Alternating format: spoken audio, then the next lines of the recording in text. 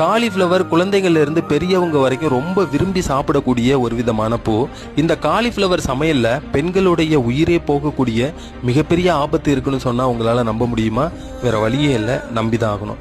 நான் உங்க குணா. இந்த வீடியோவை மறக்காம ஸ்கிப் பண்ணாம பாருங்க.